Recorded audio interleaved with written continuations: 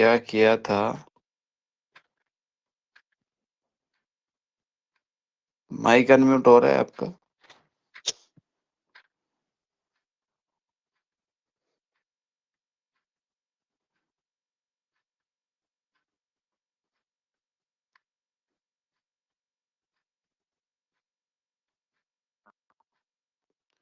अच्छा, मैं बता देता हूँ। कल हमने एक तो जाना था कि वात को संतुलित करने के लिए क्या खाना चाहिए और क्या नहीं खाना चाहिए। मतलब कि आहार-विहार के बारे में हमने जाना था, या फिर आप कह सकते हो डाइट सिस्टम को हमने जाना था। दूसरा, हमने ये देखा था कि वात घटा तो क्या होगा और वात बढ़ा तो क्या होगा। और हमने वात का पूरा सिस्टम जो है उसको जाना था कि न्यूरोथेरेपी के अकॉर्डिंग, मतलब क्या होता है वात, क्या काम करता है, जो कि नर्वस और सर्कुलेटरी सिस्टम की सक्रियता के लिए काम करता है, उसकी एक्टिविटी के लिए काम करता है, जिसमें नर्व इम्पल्स, ब्लड फ्लो और मस्कुलर टोन, ये 3 चीज़ें हमारी बॉडी में होना शुरू होती हैं, है ना? न्यूरल और सर्कुलेटरी गतिविधियों का जो प्रतीक है ना, और ये जब न्यूरल और सर्कुलेटरी जब गड़बड़ होती हैं तो नर्व इम्पल्स, ब्लड फ्लो और मस्कुलर टोन में गड़बड़ आनी शुरू हो जाती है। तो इसके बारे में हमने जाना था कि किस प्रकार से नर्व इम्पल्स में गड़बड़ी होती है, ब्लड फ्लो में कैसे गड़बड़ होती है, मस्कुलर में कैसे गड़बड़ होती है, ये हमने जाना था। ठीक है जी।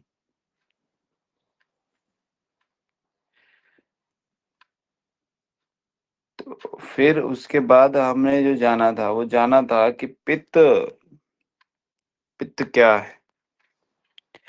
कौन-सी उँगली पर मिलता है?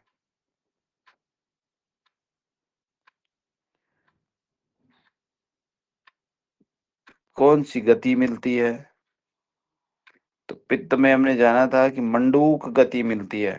मंडूक, मंडूक अर्थात मेंढक।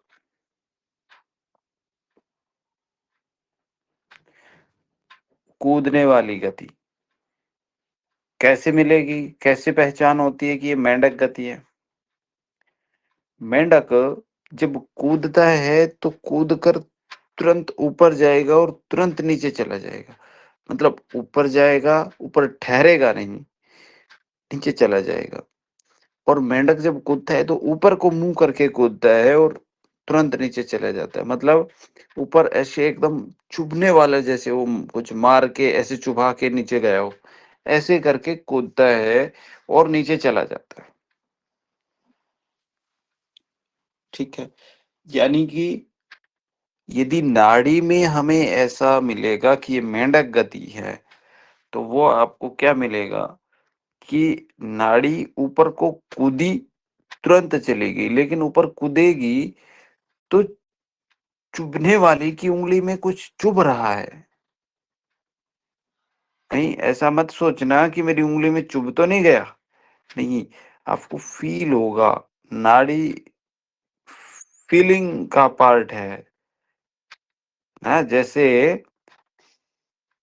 डिवाइन एनर्जी फ़ीलिंग है और कुछ नहीं है, एहसास है। आपको मतलब ऐसा नहीं है कि भगवान शिव आपको डायरेक्ट आएँगे, नहीं। वो एहसास है, डिवाइन एनर्जी जिस प्रकार से एहसास है, उसी प्रकार नाड़ी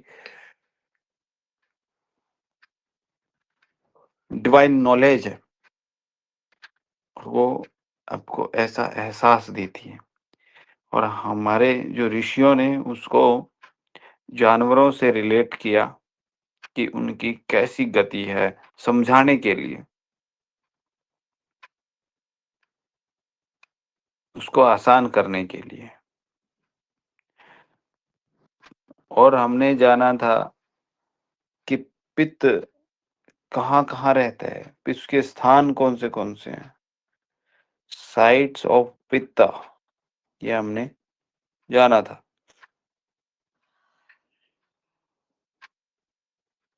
ठीक है जी। फिर लास्ट में हमने जो छोड़ा था वो हमने यहाँ छोड़ा था। हाँ, ये भी जाना था कि पित्त अधिक हो जाए तो क्या होगा, कम हो जाए तो क्या होता है। ठीक है। और हमने लास्ट में जो हमने कमिटमेंट किया था, टास्क जो था वो ये था कि आपको कम से कम 100 जगहों पर, 100 का तो नाम नहीं था उसमें, मोस्टली मतलब आप ये मान लो कि कम से कम 100 जगह पर या जितने व्यक्ति आपको मिल सकते हैं उन सब पर आपको चेक करना था कि पित्त और वात में क्या फर्क है, कौन सी उंगली पे चुभने जैसा लग रहा है और कौन सी पर बिना चुभने के जैसा लग रहा है। तो अब टर्न आपकी है, 5 मिनट आप बताओगे कि आपने कहाँ कहाँ क्या क्या किया और कैसा महसूस हुआ। उसके बाद उसके आगे की क्लास हम शुरू करते हैं।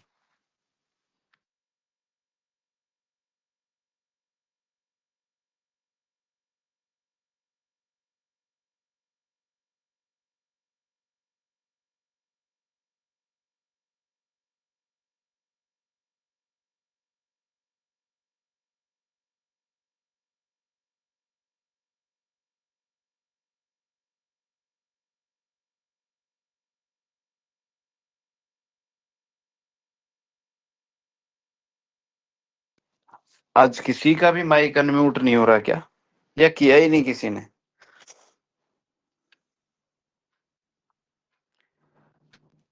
हेमा जी, आपने किया था क्या कल प्रैक्टिस, या समय नहीं मिला?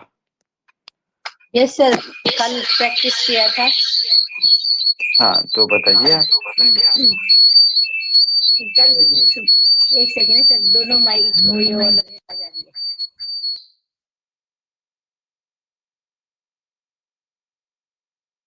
सर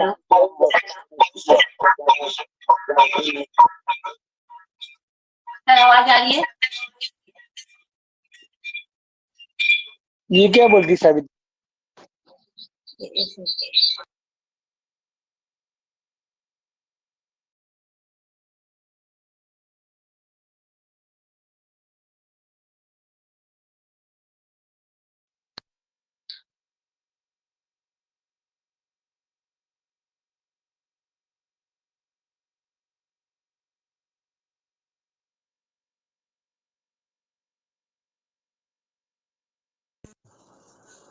सर मैं 2 मिनट में कॉल करती हूँ, दीदी का कॉल आ रहा है, बड़ी अर्जेंट है शायद।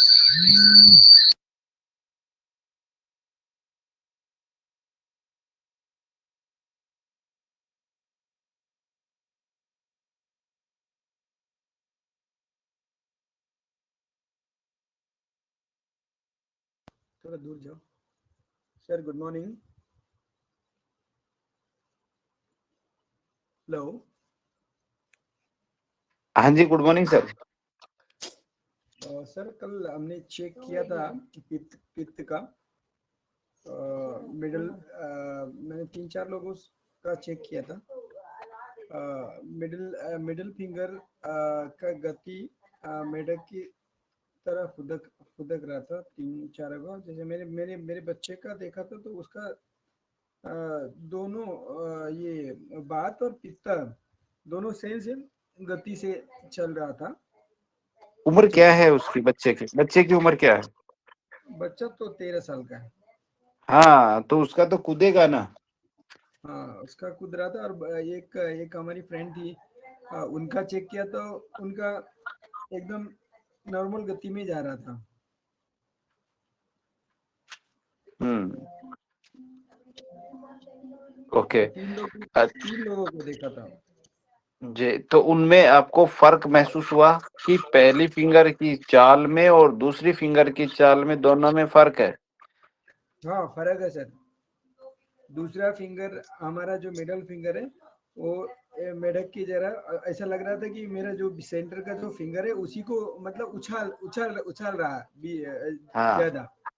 हम्म। हाँ, बिल्कुल, कैसा बिल्कुल। हूँ? बहुत बढ़िया। बहुत, बहुत अच्छा, बहुत अच्छा। बहुत-बहुत बधाई आपको। अच्छा, थैंक यू सर।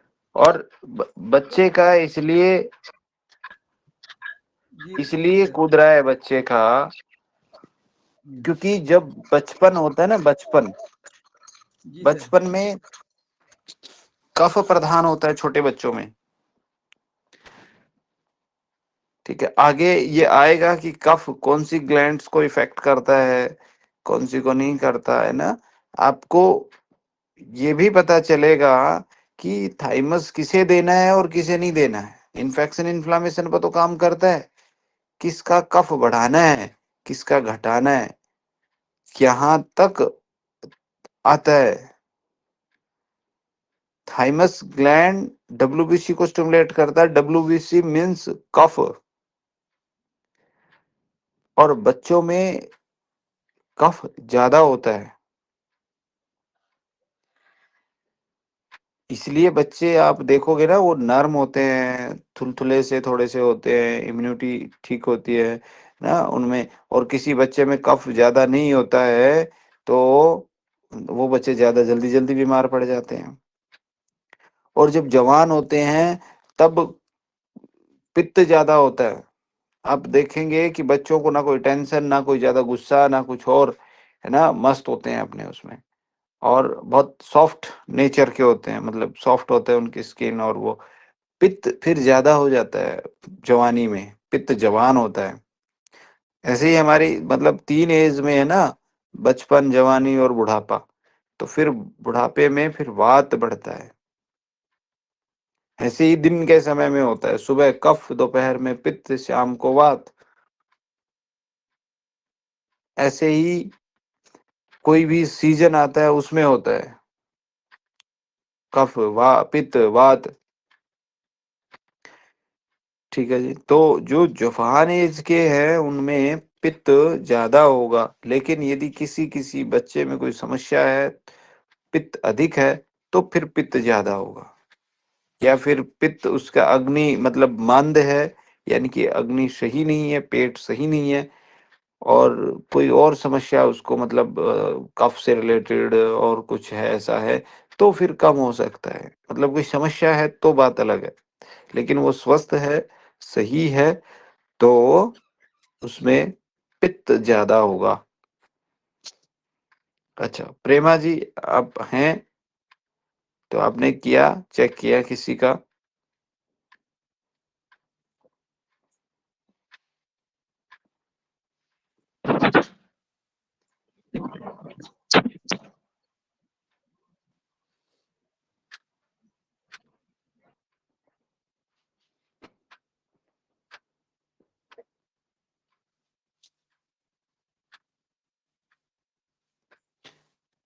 जग्गा देव जी, आप सो गए क्या?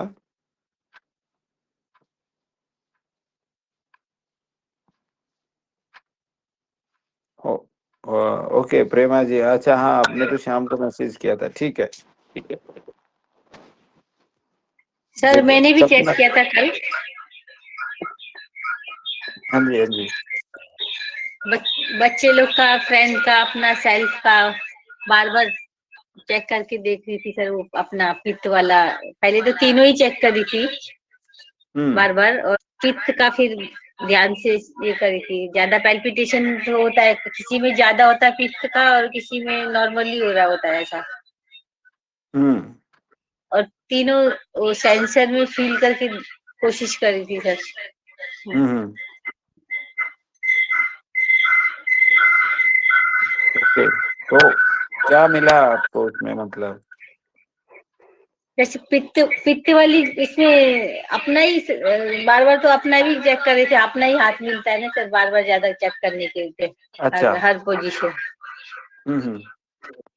तो पित्त वाला थोड़ा सा हाई होता है, बाकी वात और कफ वाला थोड़ा सा एकदम धीरे धीरे चल रही होती है हाँ, पल्स। अच्छा, वो पित्त मेंढक की तरह उछल रहा था कि नहीं उछल रहा था? Yes sir. ओके, ठीक है। और जो जैसे घर में जो भी आ रहा है, और बच्चे लोग को देख के बार बार देख रही थी, थोड़ा ये पता करने के लिए। हाँ, चेक करना है सबका। हाँ जी, हाँ जी, कोशिश करते हैं सर। हाँ, जब तक आप 1000 लोगों की नाड़ी ना देख लें तब तक आपको मतलब उसमें अंतर, आप बहुत बुद्धिमान हैं और कोई सिखाने वाला बहुत तेज कुशाग्र बुद्धि का है, या वो बहुत अच्छे से आपको सिखा रहा है, बहुत एक माइनर चीजें आपको बता के, तो आप मतलब अच्छे से पकड़ लेंगे उस चीज को और उस यस फर्क को भी एहसास कर लेंगे, है ना। और यदि आप प्रैक्टिस नहीं करते हैं और कोई सिखाने वाला मेरे जैसा पागल प्राणी होगा जो ना बता पाए, तो फिर उसको जो है नहीं कर पाते हम, मतलब उस अंतर को या उस चीज को फील नहीं कर पाते कि भाई इन दोनों नहीं में सर, क्या अंतर है और क्या जिसका नहीं, भी है ना? हाथ देखते ऐसे लगता है कि सबका पल्स जाके चेक ही कर लो, ऐसे होता है मन। हाँ हाँ, यही होना चाहिए। कल्पना जी, आप हैं क्या? आप नहीं तो फिर यदि नहीं है तो फिर आप जो है ना, या माइक अनम्यूट नहीं हो रहा है तो आप मैसेज कर दीजिए, नहीं तो फिर हम वेट ना करें, आगे हम बढ़ें। हाँ, तो बताइएगा तो फिर आप। देखो, इसमें क्या है ना कि आपको क्यूरियोसिटी, आपको ये होना चाहिए कि भाई मुझे, मैंने चेक किया तो मेरे को बताना है, फिर मेरे को अपनी टर्न आनी है, मैं सबसे पहले मैं बताऊं, है ना। आपकी क्यूरियोसिटी ये होनी चाहिए। ऐसा मतलब किसी का नाम लेके जो बुलाया जाता है, ऐसा प्राइमरी लेवल के बच्चों में ऐसा होता है। ओके, आपका नेट प्रॉब्लम था, ठीक है, ठीक है। तो आज आपका फिर से टास्क सुन लीजिएगा अभी से, कि आपको वात और पित्त दोनों की नाड़ी चेक करनी है, कफ की भी चेक कर सकते हो, लेकिन आपको वात और पित्त में दोनों में फर्क महसूस करके देखना है।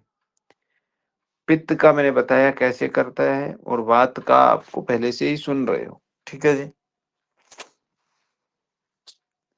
तो ये मैं पहले से ही क्लियर कर देता हूं कि नाड़ी हम मतलब पास पास नहीं है, और पास पास नहीं है, और दूसरा हमारे पास पर डे 100 पेशेंट नहीं आ रहे हैं, ये ध्यान रखें, ठीक है जी। तो 100 पेशेंट नहीं आ रहे और पास पास भी नहीं है, तो क्या करें?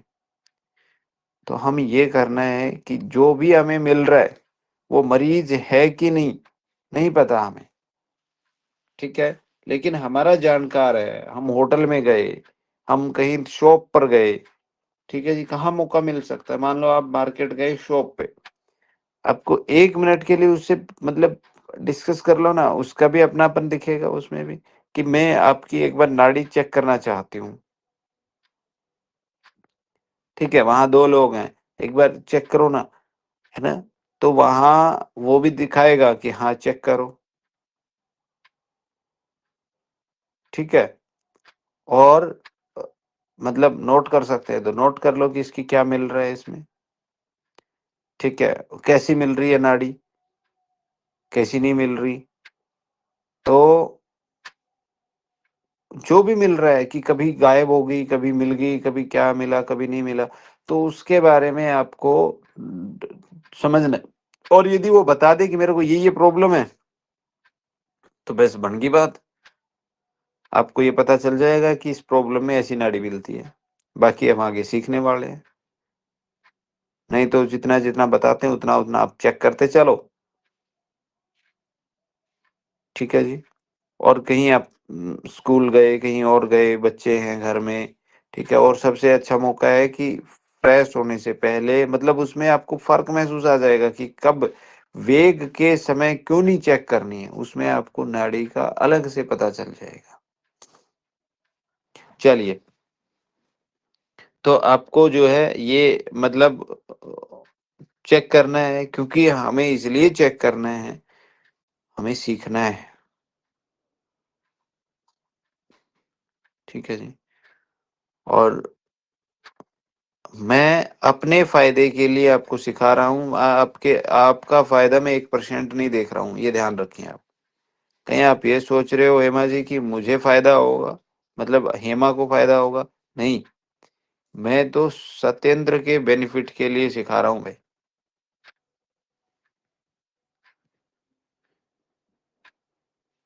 ठीक है जी। वो क्यों? क्योंकि मुझे चाहिए मेरे हेल्पर, मेरे सहायक, मेरे पार्टनर। ठीक है जी। आप जब सीखोगे तभी मेरे पार्टनर बन पाओगे, और तब हम मिलके कुछ न्यूरोथेरेपी में एक छोटा सा एक काम, जो कल मैंने आपको बताया था कि एक 700 पेज के आसपास की बुक, या हो सकता है आप लोगों ने और मेहनत करी और उसमें ब्लड रिपोर्ट और सब आ गया, तो 1000 पेज के आसपास की बुक, नाड़ी मतलब वैदिक डायग्नोज और न्यूरोथेरेपी के बारे में हम कह सकें, बता सकें। ऐसा मेरा सोचना है, ऐसा मेरा मानना है। तो उसमें आप लोग कितने हिस्सेदारी कर पाते हो, कितना नहीं कर पाते हो, वो आपको देखना पड़ेगा। ठीक है जी। मेरी कोशिश है कि आप पूरा अपना 100% दो, और जब तक आप 100% नहीं देंगे तब तक मैं टोकता भी रहूंगा। जिस दिन आप ये बोल देंगे कि नहीं मुझे मत बोला करो, मैं नहीं, तो फिर हम नहीं बोलेंगे। ठीक है जी। तो आप कीजिए, प्रैक्टिस कीजिए, देखिए, चेक करिए। चलिए, कल हमने ये जाना था साइट ऑफ पित्त, यानी कि पित्त के स्थान, प्रमुख स्थानों के बारे में हम जानते हैं। तो पहला था नाभि। नाभि में पित्त का काम क्या है? यहाँ पर पित्त अग्नि के रूप में काम करता है।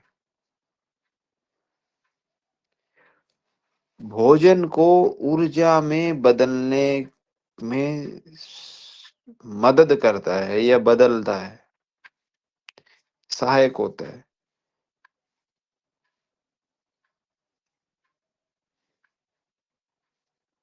क्योंकि यदि नाभि में पित्त नहीं होगा, मतलब अग्नि जिसे बोलते हैं ना, अग्नाशय, यानी कि वहां पर अग्नि नहीं होगी, तो भोजन पच नहीं सकता,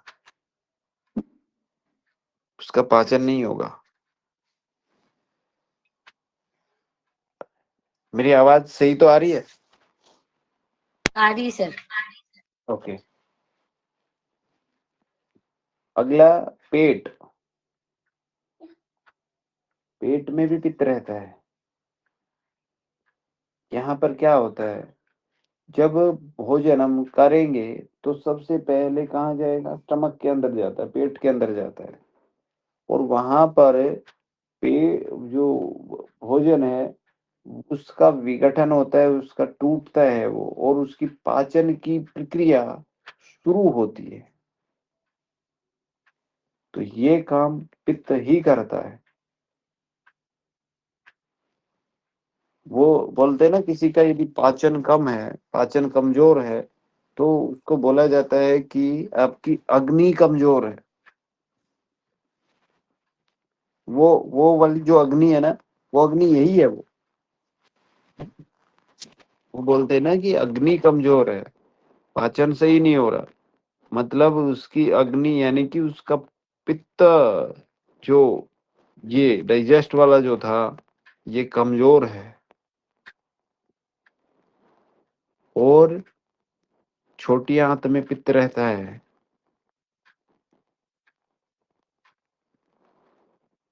पित्त का सबसे प्रमुख स्थान छोटी आंत है। मेन जो पावर है, या मेन जिसे हम कह सकते हैं गोदाम, या जिसे हम कह सकते हैं बल्कि सेंटर ऑफ पित्त, स्मॉल इंटेस्टाइन है। क्यों है जी? क्या काम करता है? जो भी आपने खाया उसके पोषक तत्वों का अवशोषण, आगे का पाचन पूरा कहाँ होता है? छोटी आंत में होता है। और उसका एब्जॉर्प्शन और डाइजेशन यदि यहाँ नहीं होगा तो बड़ी आंत में इसका पाचन नहीं होता है, और पूरे खाने का जो हमने खाया उसका टूटना, मतलब उसका पार्टिकल्स, छोटे छोटे फूड पार्टिकल्स में स्टमक में होता है, हो सकता है, लेकिन उसका डाइजेशन स्मॉल इंटेस्टाइन में ही होता है। और यदि स्मॉल इंटेस्टाइन में इसका डाइजेशन नहीं हुआ तो फिर यूडीएफ की फॉर्म में ही बाहर चला जाता है, जिसको बोलते हैं ना यूडीएफ आ रहा है, मतलब कि उसका छोटी आंत का जो पित्त है वो कमजोर है,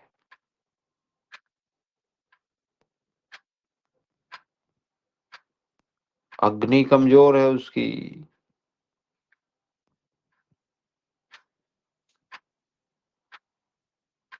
समझ आई बात? Yes sir.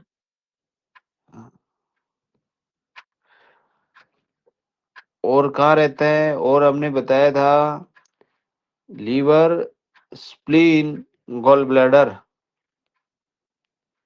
इन तीन जगहों पर भी पित्त रहता है। यहाँ पर क्या करता है ये पित्त? यहाँ पर पित्त का निर्माण होता है,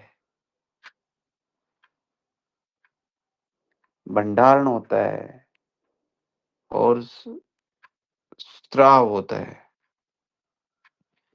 यानी कि मैन्युफैक्चरिंग, स्टोरिंग और रिलीजिंग, तीनों काम यहाँ तीनों जगह पर होते हैं। पित्त बनेगा भी, स्टोर भी होगा और वहां से रिलीज भी होगा, और ये तीनों काम होंगे।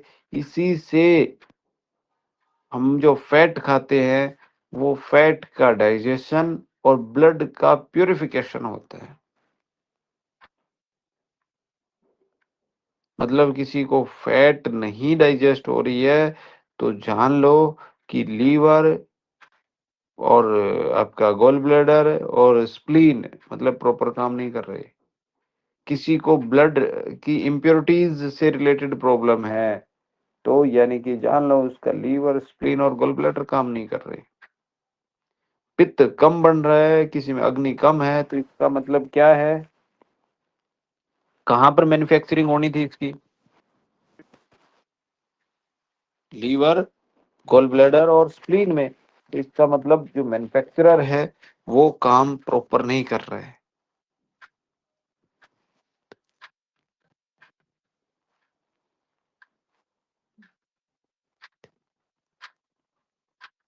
Next, blood. ब्लड में भी पित्त रहता है।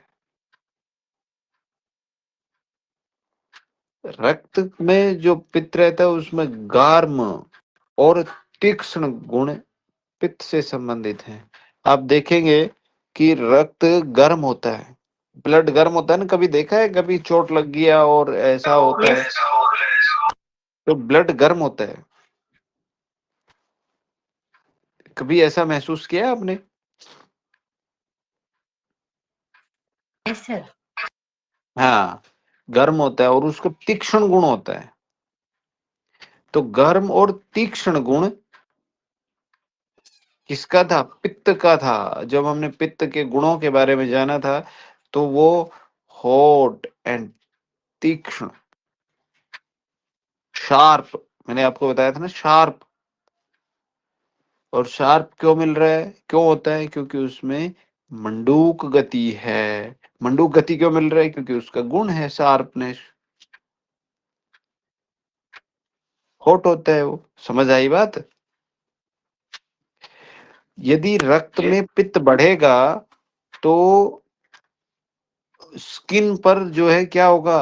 रेडनेस आएगी, जलन बढ़ेगी और स्किन से रिलेटेड डिजीज आ जाएंगी।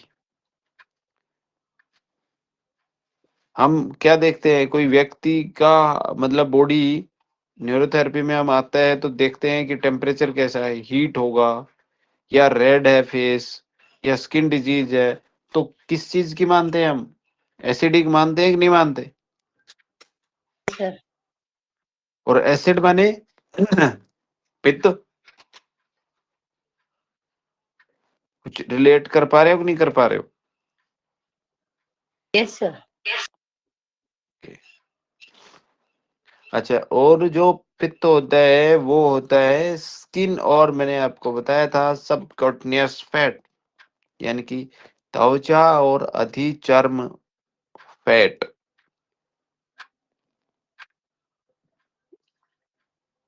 ये त्वचा त्वचा का रंग, गर्मी, और उसमें जो तेल के जैसा निकलता है ना त्वचा पर, हम फेस पर या ऐसा देखते हैं ना कि ऑयली ऑयली वो हो जाता है। और पसीना, ये पित्त का ही काम है, इसको कंट्रोल करना पित्त का ही काम है। मतलब स्किन का कलर कैसा है, तो और वो ऑयली है कि नहीं है, उस पे गर्म है कि नहीं है, पसीना आ रहा है कि नहीं आ रहा। देखेंगे कि जिनका एसिड कंडीशन ज्यादा होती है उनको पसीना ज्यादा होता है ना, और किसी किसी में ऑयली स्किन होती है, उसको पिंपल्स वगैरह ऐसा हो जाते हैं, पसीना सही से नहीं निकलता। तो यानी कि एसिड तो बढ़ गया और पसीना सही नहीं निकलेगा तो उसको पिंपल्स हो जाएंगे। और फिर हम क्या करते हैं, स्वेट पॉइंट देते हैं, स्वेट पॉइंट और एसिड पॉइंट देते हैं, जिससे कि पसीने की ग्लैंड्स एक्टिव हो जाएं। तो हमने बेसिकली क्या किया उसमें, पित्त का काम किया सही से कि वो ठीक हो जाए।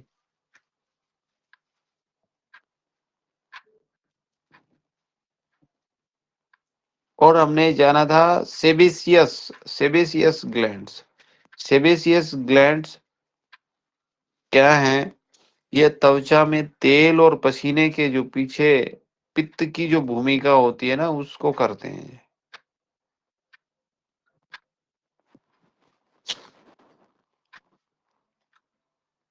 और पसीना, पसीना में पित्त की वजह से आता है। क्यों आता है? क्योंकि पित्त का गुण है गर्म, और जब शरीर गर्म होता है, गर्मी होती है, तो तभी तो पसीना आएगा। ठंडी के दिनों में पसीना थोड़ी ना आता है। ऐसा कई पेशेंटों से, कई लोगों से आपने सुना होगा कि भाई मेरे को ठंड में भी बहुत जो है ना, मतलब वो आता है, पसीना आता है, या मेरे को गर्मी लगती है। तो ऐसे लोगों का जब आप चेक करोगे तो क्या मिलता है कि ऐसे लोगों में एसिड ज्यादा होता है। महसूस किया आपने कभी ये?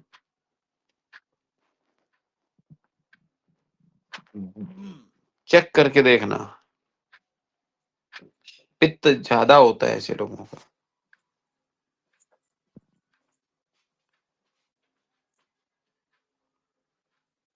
आंखें, आंखों में भी पित्त रहता है। आंखों में कौन सा पित्त रहता है इसके बारे में हम आगे जानेंगे, अगले मतलब नेक्स्ट स्टेप में जानेंगे, जब 12 गतियां हो जाएंगी हमारी। और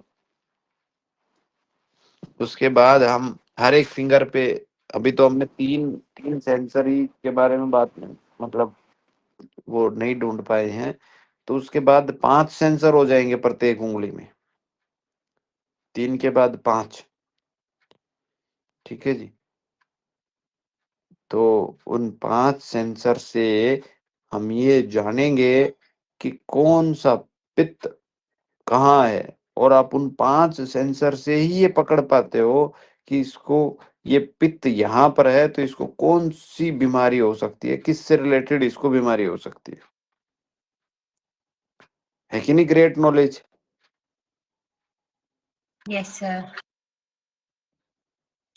तो हर एक उंगली के 5 हिस्से होने हैं, आप देखो, और आप करोगे और आप समझोगे उसको और जानोगे कि 5 कैसे हुए, कौन सा एरिया मतलब ये फर्स्ट पार्ट है, सेकंड पार्ट है, और आप उसको जो है आराम से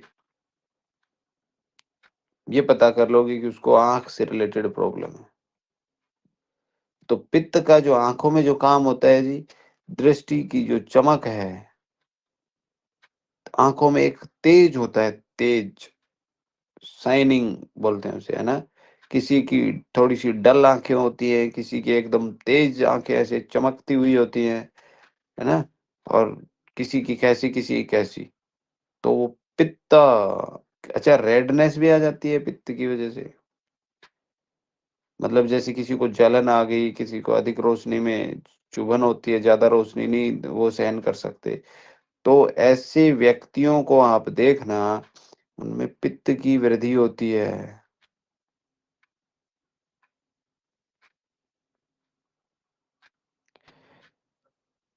अच्छा, हमने और जाना था कि मस्तिष्क में भी पित्त रहता है, लेकिन grey matter of the brain, मस्तिष्क का ग्रे मैटर जो होता है, वहां पर भी पित्त होता है। वो क्या काम करता है?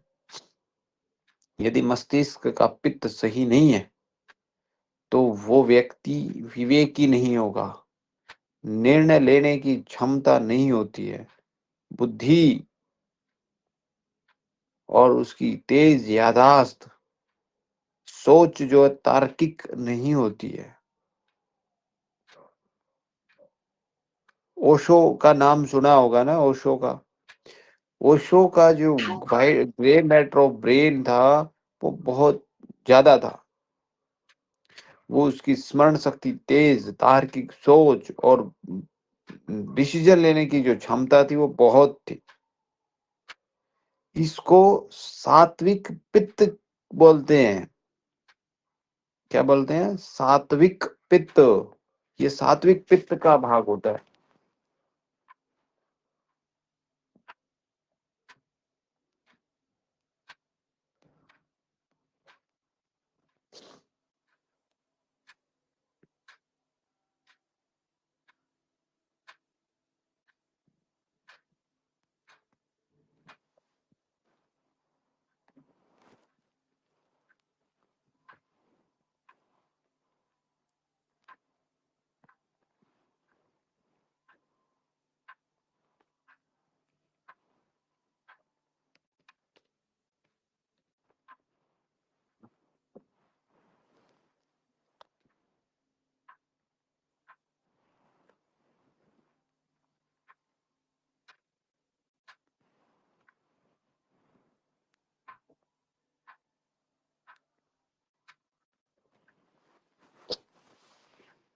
तो इसका काम भी आपको पता चल गया,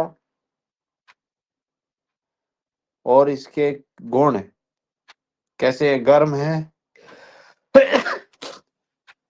तीक्ष्ण है ना, और एसिडिक है, दर्व है। और ये किससे बना होता है?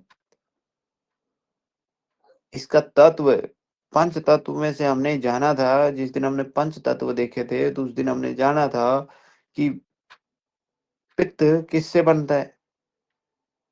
एक दिन जाना था ना हमने कि वात, पित्त और अग्नि कफ। Plus water. हाँ, वेरी गुड, अग्नि प्लस वाटर इसका तत्व है। पंच तत्व पित्त का अग्नि प्लस वाटर है। तो आप ध्यान दीजिए कि यदि किसी का मतलब एसिड बढ़ता है, तो हम किस पे काम करते हैं? क्या बोलते हैं कि पानी कम पी रहा है वो व्यक्ति, मतलब एसिड जिसका कॉन्स्टिपेशन हो गया, है ना, तो यानी कि उसका पित्त गड़बड़ हो गया है। मतलब कि उसका जो पित्त जिस रेशो में बनना चाहिए था, वो रेशो गड़बड़ हो गया है। समझ रहे हो? तो यस सर।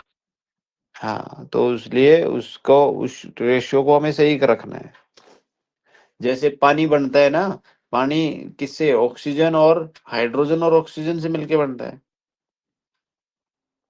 Yes sir.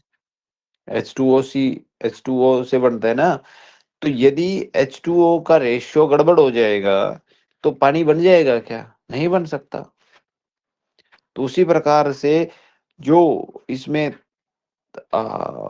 पित्त जो है उसमें अग्नि और जल जो मिलके बनता है, तो वो मतलब कितना होना चाहिए, किस रेशियो में होना चाहिए। यदि उस वो रेशियो सही नहीं होगा तो पित्त नहीं बनेगा,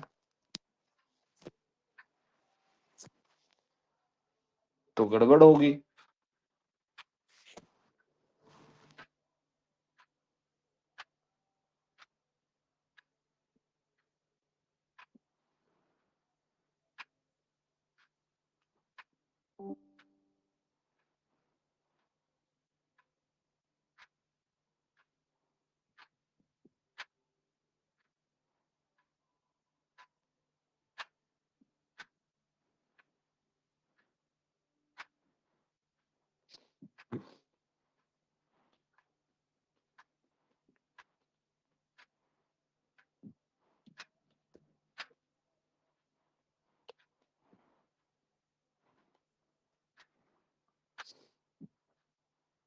अच्छा जी, न्यूरोथेरेपी के अकॉर्डिंग मतलब जो है,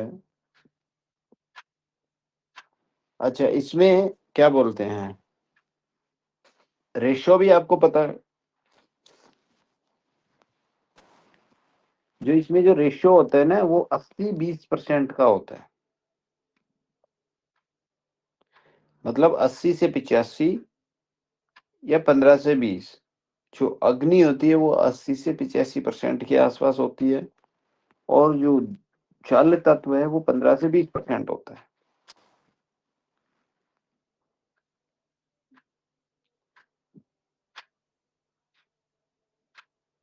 जो मतलब अग्नि तत्व है ना उसी की वजह से पाचन, तापन, उसका मेटाबॉलिज्म, बुद्धि, ये सब काम करता है। और जो जल तत्व है उसकी वजह से उसमें क्या होता है, हमने क्या जाना था कि वो तरल होता है, द्रव होता है। उसका गुण जाना था ना, द्रव होता है।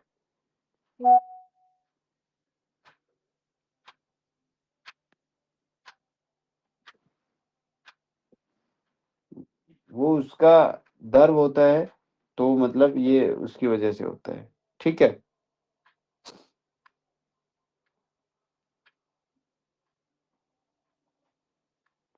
अच्छा, यदि इनका डिसबैलेंस होना,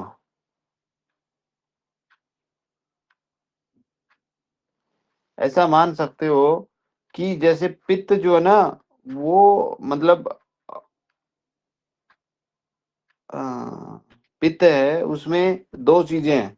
ऐसा मान लो कि एक इंजन है, तो वो इंजन जो काम करता है वो अग्नि का काम करता है, क्योंकि फायर प्लस वाटर है ना। तो पित्त का जो इंजन है वो फायर है, अग्नि है। और उसमें कूलिंग सिस्टम भी होता है गाड़ी के अंदर, तो कूलिंग सिस्टम पानी है। तो आपकी शरीर रूपी जो गाड़ी है उसका इंजन मतलब उसमें अग्नि है। पित्त रूपी जो गाड़ी है उसमें इंजन अग्नि है, और उसका कूलिंग सिस्टम वाटर है।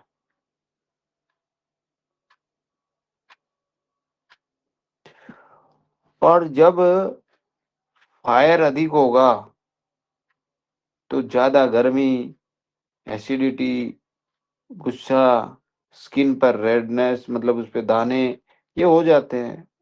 लूज मोशन भी हो जाते हैं। और जब पानी अधिक होता है तो भूख कम होती है, पित्त कमजोर हो जाता है, पाचन शक्ति धीमी हो जाती है, थकान हो जाती है, अनडाइजेशन हो जाता है। यूडीएफ उसे बोलते हैं, आम बोलते हैं उसको, आम। टॉक्सिन्स इकट्ठे हो, वो मतलब आम अवस्था में आ जाता है।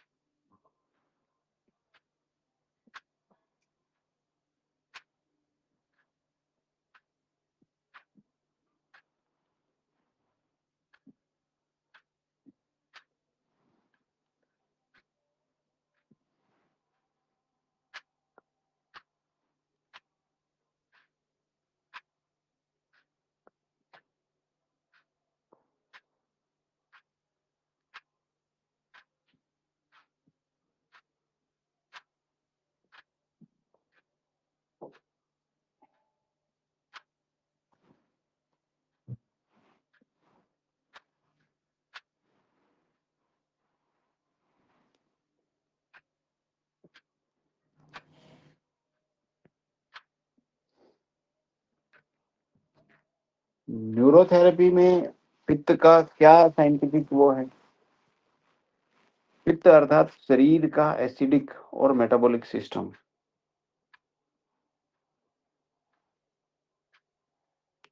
ठीक है, मतलब शरीर में हीट, एंजाइम, हार्मोन्स और एसिड बेस रेगुलेशन को दर्शाता है ये। हीट कितनी रहेगी, एंजाइम कैसे, हार्मोन्स कैसे, एसिड बेस कितना होगा, एसिड या एल्कली मतलब। और जब ये असंतुलित होता है तो क्या होगा?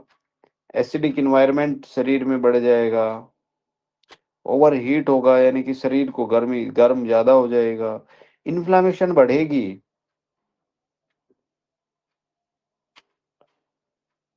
कहाँ कहाँ गड़बड़ होगी? बॉडी में हीट बढ़ेगी, है ना। जब एसिड होता है तो बॉडी में हीट बढ़ेगी, लीवर ओवर एक्टिव हो जाता है, गुस्सा ज्यादा आएगा, इन्फ्लामेशन होगा।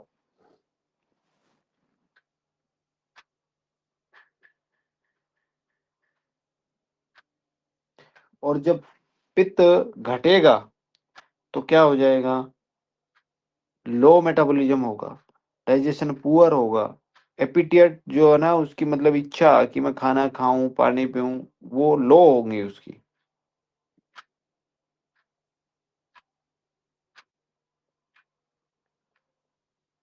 जब पित्त ज्यादा है तो हमें क्या काम करना है? मतलब बॉडी ओवर हीट है या एसिड ज्यादा है तो आपको कूलिंग सिस्टम को सही करना है।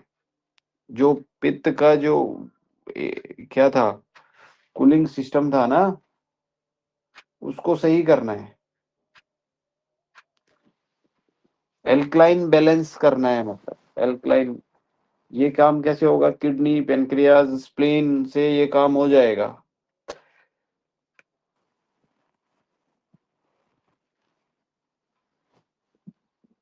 और जब पित्त घटा है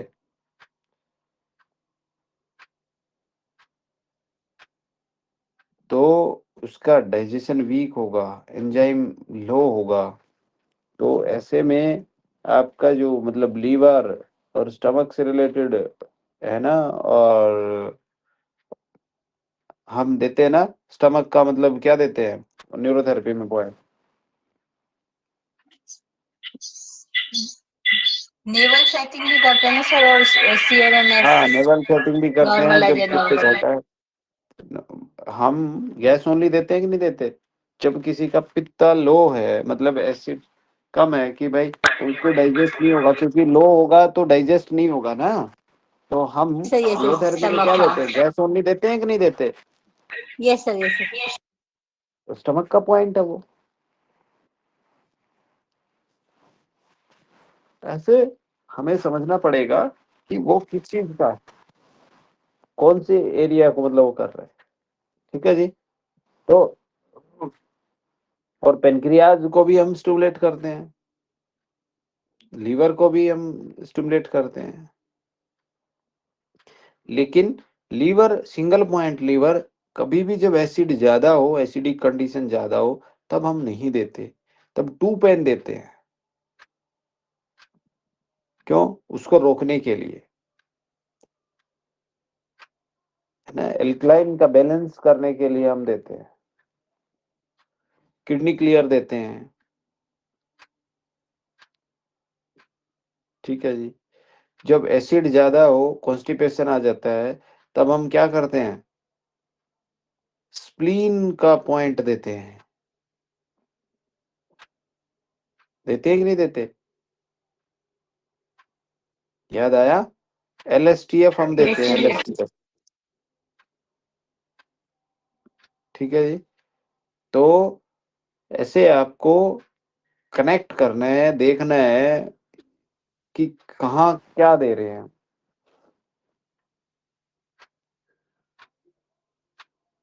ठीक है जी।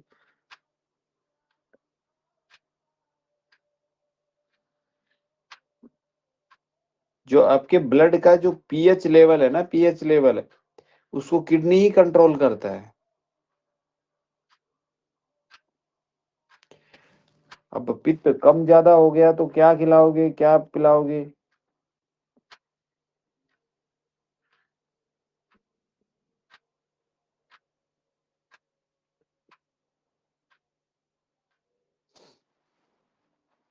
उसको कूलिंग ठंडे वाली पेय चीजें ना पदार्थ, सर जो भी।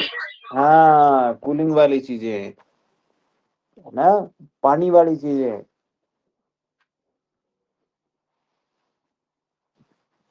ठंडे पेय पदार्थ उसको खिलाओ जिनका गुण ठंडा है। ऐसे नहीं फ्रीज से निकाल के ठंडे, कहीं उसको बोल दो फ्रीज में ही बैठ जाओ, नहीं। जिन ऐसे पदार्थ जिनका गुण ठंडा है।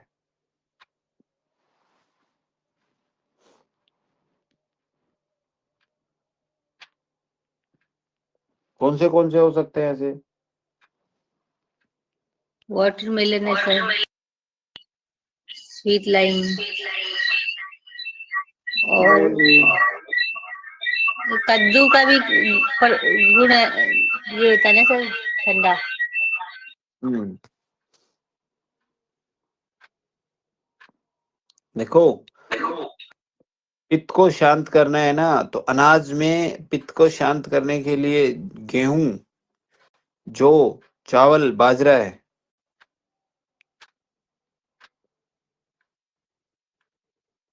दालों में सर ये बाजरा हम लोग गर्मियों में सर्दियों में खाते हैं ना, गर्म होता बोल के, नहीं होता? हाँ तो सर्दी के दिनों में पित्त बढ़ता है ना प्रभु। Okay sir. स्किन से रिलेटेड जो रेशेज या कुछ इस प्रकार के, मतलब वो क्या बोलते हैं, ड्राइनेस या रेडनेस इस प्रकार की आती है, अभी आएगी ना। मतलब आपको जैसे आप देखेंगे कि बाजरा या ये जो चीजें हम खाते हैं, ये अभी सर्दियों में क्यों बोला जाता है कि कुछ भी खाओ सब हजम हो जाता है? हेवी डाइट सर्दियों में क्यों बोली जाती है? फायर ज्यादा पित्त होता है बड़ा शरीर होता है में। ना सर, इसीलिए। हाँ फायर ज्यादा होता है, सर्दी के दिनों में सब हजम होता है। तो हमारे जो बुजुर्ग लोग थे वो ऐसे ही नहीं थे, एकदम साइंटिफिक चीजों पे काम करते थे। अच्छा, दालों में मूंग की दाल,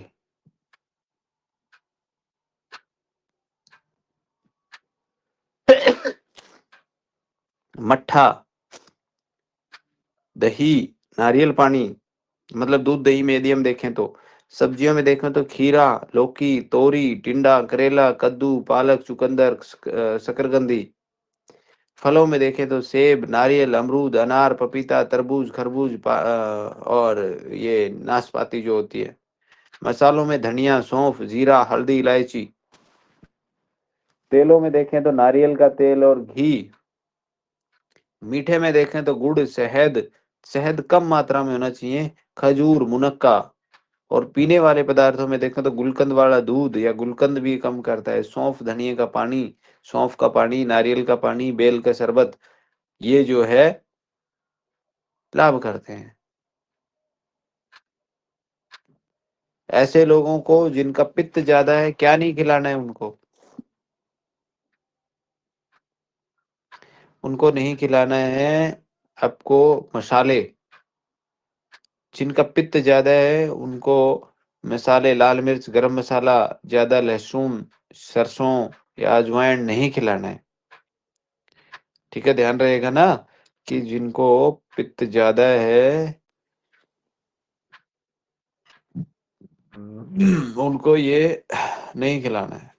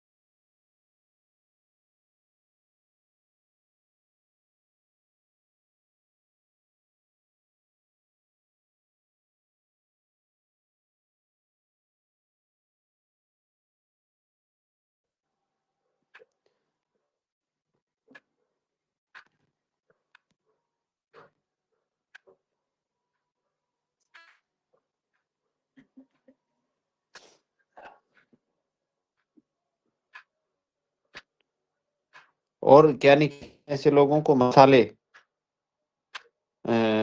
तेल तेल सरसों का तेल मत दो ऐसे लोगों को, ठीक है। बहुत ज्यादा तला हुआ भोजन मत। फलों में उसको अमचूर आता है ना, अमचूर, कटहल, कटहल पित्त को बढ़ाएगा।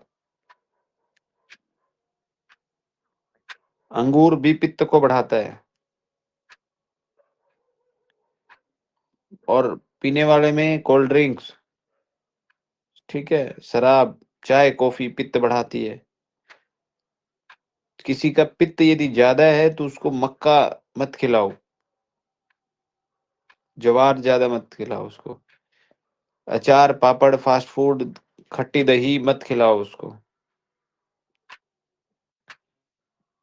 ठीक है। ऐसे लोगों को बोलो कि सुबह जल्दी उठें,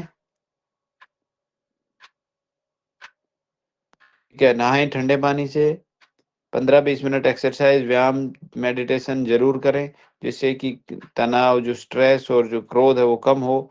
शाम को जरूर टहलने जाएं, उससे नर्वस सिस्टम शांत होता है। हल्के व्यायाम करें, ठीक है। और मिट्टी में वो जरूर खेलें, मतलब मिट्टी से जरूर लगाव रखें। ऐसे लोगों को क्या नहीं करना है, देर रात तक नहीं जागना है।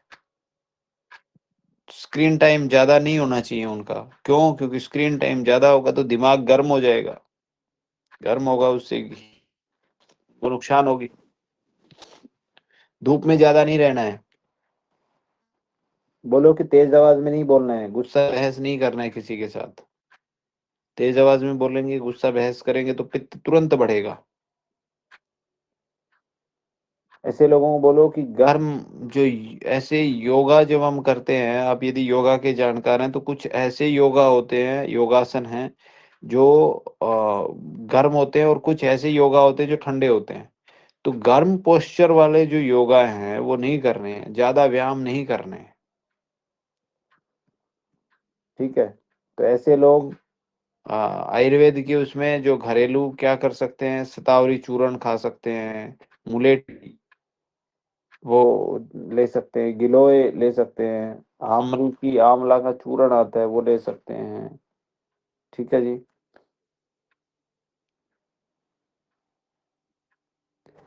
ऐसे लोगों को जो है क्या बोलते हैं, घी और दूध देना चाहिए, पेट पर मिट्टी लगानी चाहिए, पैरों पे सरसों का, गाय के घी, उसकी घी की वो करनी चाहिए। मालिश और न्यूरोथेरेपी में ट्रीटमेंट आपको पता ही है जी।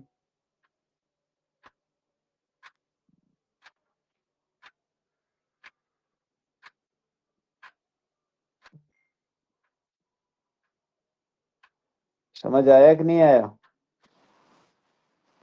Yes sir.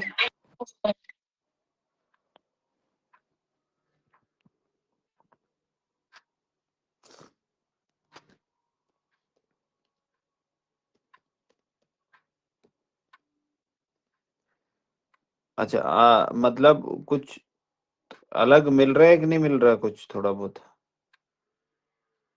Definitely sir. हाँ, तो मिलना चाहिए, वो अलग भी मिलना चाहिए।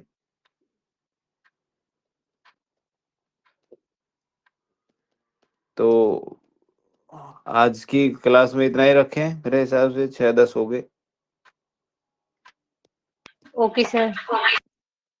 तो आपको क्या कल का क्या टास्क रहेगा, आज का, मतलब आज का जो है, आप ही बताओ। सर पित्त और कफ, सॉरी, पित्त और वात की जो नाड़ी में, उसमें डिफरेंशिएट करने के करना है, चेक करना है। हाँ, है ना, आपको पित्त का चेक करना है, और मतलब पित्त आपको चेक करना है, और वात में डिफरेंस करना है, वात और पित्त में, ठीक है जी। मतलब वात और पित्त को पता करना है, और उसमें आपको अंतर का पता करना है।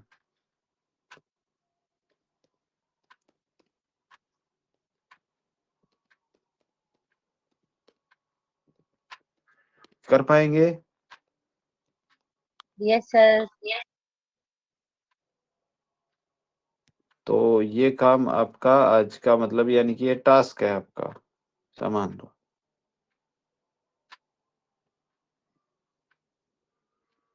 ठीक है जी, तो आप आज ये आप करेंगे, ठीक है, और कल फिर हम यहाँ उसके बारे में डिस्कस करेंगे, ठीक है ना। तो अपना अपना काम है ये, वो अपना काम मान के आपको करना है, अपना काम मान के ही इसको करना है। ये आप किसी और का काम मान के आप करने लग जाओ। अपना काम है, फायदा काम आपका है, फायदा मेरा है इसमें, ठीक है जी। तो आप लोग इसको जरूर करिएगा। अच्छा हेमा जी, आप भी आ रहे हैं क्या उधर? यस सर, मैं 20